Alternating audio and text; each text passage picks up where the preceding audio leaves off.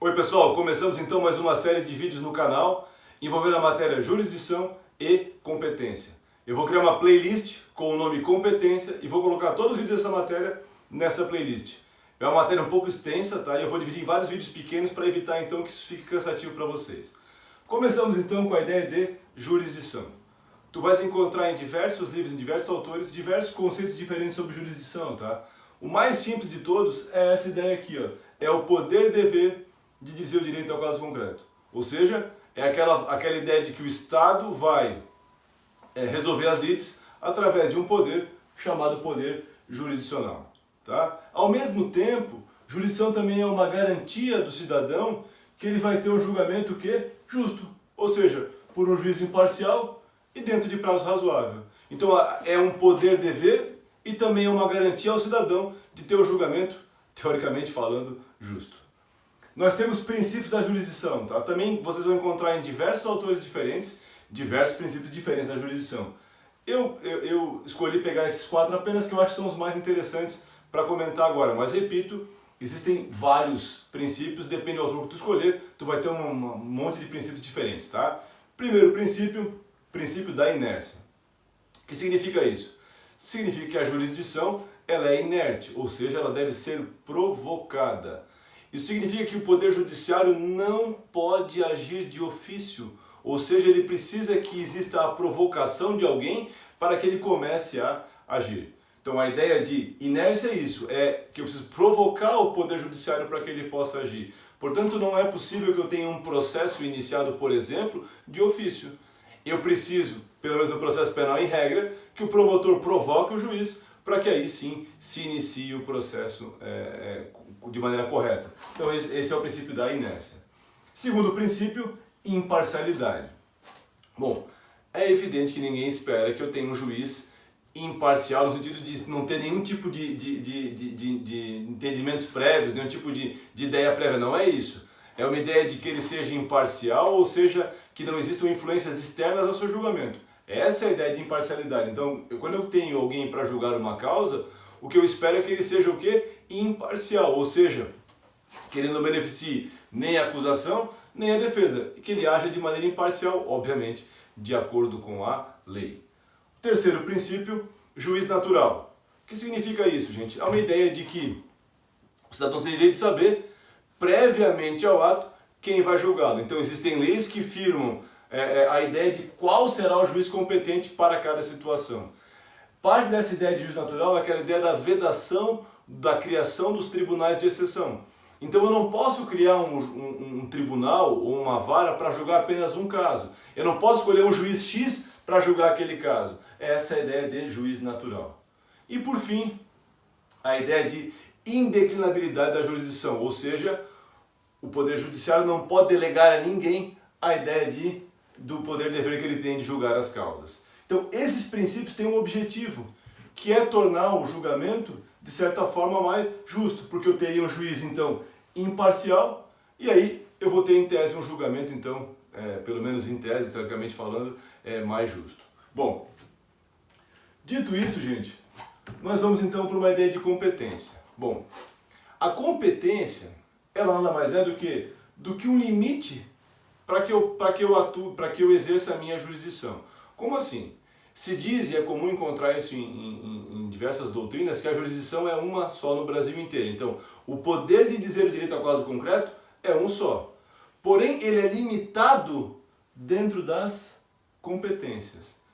Um bom exemplo para isso é o seguinte: se tu pegares um ministro do Supremo Tribunal Federal e pegares um juiz substituto de primeiro grau que acabou de entrar no cargo, ambos detêm a mesma jurisdição, ou seja, o mesmo poder de dizer o direito ao caso concreto. Porém, eles têm competências distintas. Ou seja, enquanto o ministro Supremo julga causas que interessam lá, que versam sobre Constituição Federal e sobre recursos extraordinários, né, lá no âmbito do Supremo, esse juiz de primeiro grau substituto julga as causas que a lei lhe impõe. Portanto, o que muda nesses dois casos é a competência e não a jurisdição. Então, competência nada mais é do que a divisão da jurisdição. Eu até coloquei aqui como ideia, porque eu acho que isso é interessante, para fins de facilitação do trabalho e organização, é claro, do Poder Judiciário. O detalhe importante que eu falei para vocês no comecinho é que é o seguinte, em tese, o poder que exerce jurisdição é o poder judiciário. Cabe a ele, então, o exercício da jurisdição. E aí um toque interessante, há quem sustente, e eu concordo com essa ideia, de que no processo penal só uma autoridade detém ou não competência, que seria quem? Os membros do Poder Judiciário. Porque se competência é uma subdivisão da jurisdição, obviamente, só quem vai ter competência serão quem? Os membros do Poder Judiciário. As demais pessoas que atuam no processo vão ter atribuição. Então, portanto, o promotor tem atribuição, o advogado tem atribuição, o delegado tem atribuição. Quem tem competência é o juiz. Exceção também a essa regra, existe a possibilidade, por exemplo, do Senado Federal atuar com jurisdição. Nas hipóteses, por exemplo, de impeachment, quando o Senado é investido então de jurisdição. Mas isso é uma exceção à regra. A regra é que só o Poder Judiciário é que detém jurisdição. Bacana? Competência, então. Vamos agora debater essa matéria. Por quê? Porque nós temos 3 critérios que vão fixar a competência, certo?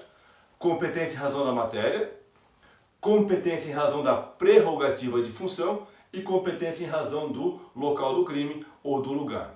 Bom, essas 2 primeiras competências, a em razão da matéria e em razão da prerrogativa de função, são constitucionais. Elas são constitucionais. A primeira, só da Constituição Federal, e a segunda é possível que eu tenha na Constituição Federal e também por simetria na Constituição Estadual. Outro detalhe, e essa aqui, claro, vem o que? Das leis ordinárias, em especial, geralmente, do nosso Código de Processo Penal. Essas 2 primeiras competências, elas têm caráter absoluto.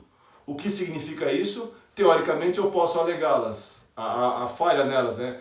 Em qualquer momento e em qualquer grau de jurisdição. Então, o erro de competência em razão da matéria ou em razão da prerrogativa de função pode ser alegado em qualquer momento e em qualquer grau de jurisdição, inclusive após o trânsito em julgado da decisão penal condenatória na chamada revisão criminal.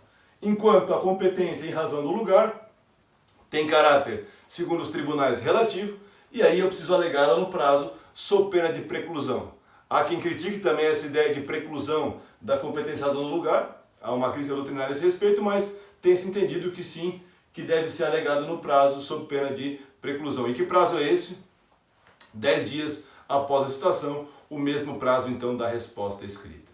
Bom, vamos começar então, gente, falando sobre competência em razão da matéria. Bom, a competência em razão da matéria, ela é dividida pela Constituição Federal em 5 matérias. Tá? São 5 matérias que nós temos na Constituição Federal. 3 justiças são as chamadas especiais ou especializadas e 2 são as comuns. Quais são as especiais ou especializadas? É bem evidente. A do trabalho, a militar e a eleitoral, porque elas julgam o quê? Questões trabalhistas, questões militares e questões eleitorais. Já a federal e a estadual julgam várias questões, vários tipos de crime. Então, essas 3 primeiras aqui são ditas especiais ou especializadas, as de baixo são as chamadas justiças comuns. Certo? Essa divisão está onde? Na nossa Constituição Federal. Bom, começamos então pela Justiça do Trabalho. Certo, gente? Olha só. Essa Justiça do Trabalho, teoricamente falando, tu vai pensar assim, bom, essa matéria não me interessa porque falamos aqui de processo penal. Porém, temos 2 detalhes a comentar aqui sobre Justiça do Trabalho. Primeiro, o artigo 114 da Constituição Federal traz a competência da Justiça do Trabalho, certo? E nós tivemos em 2004 a emenda constitucional número 45 que alterou diversos dispositivos desse artigo 114. 2 deles interessam ao direito penal, o inciso 4 e o inciso 9. Comecemos pelo 9 aqui, gente, olha só que interessante. Quando o inciso 9 ele foi promulgado, ele fala assim, outras controvérsias decorrentes da relação de trabalho na forma da lei. Então, se passou a interpretar naquele momento, alguns tribunais passaram a interpretar que, quando eu falo outras controvérsias, são qualquer coisa ligada ao direito do trabalho. E aí, gente, começou a haver uma situação em que processos que envolviam questões criminais dos chamados crimes contra a organização do trabalho foram enviados da Justiça Federal para onde? Para a Justiça Trabalhista. Até que o Supremo Tribunal Federal, nessa ADI 3684, disse que não, que a Justiça do Trabalho não tem competência para agir em questões genéricas de direito penal e determinou então que isso tudo voltasse para onde? Para a Justiça Federal, certo? Então esse inciso aqui, essa polêmica terminou, mas ainda interessa para nós aqui no direito processual penal por causa do inciso 4. Por quê? Porque ele fala que compete à Justiça do Trabalho o julgamento do habeas corpus quando o ato questionado envolver matéria sujeita à sua jurisdição. Então imaginem o seguinte, se um juiz do trabalho determina que alguém seja preso por algum motivo, o habeas corpus relacionado a esta decisão será protocolizado onde? Na própria Justiça do Trabalho. Certo? Então, só por esse motivo, a Justiça do Trabalho então, nos interessa um pouquinho, porque ela pode julgar sim habeas corpus. Então, ela não tem competência criminal para julgamento de crimes em geral, mas ela pode sim julgar habeas corpus nos crimes em que eu tenha,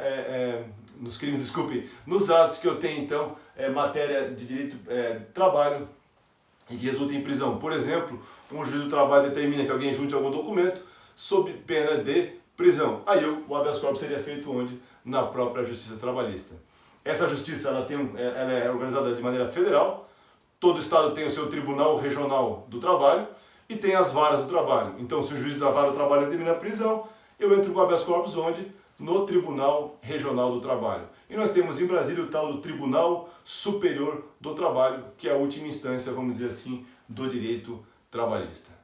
Bom pessoal, então o vídeo de agora termina nessa matéria aqui. No próximo vídeo veremos então a Justiça Militar. Um abraço pessoal, até o próximo vídeo. Valeu!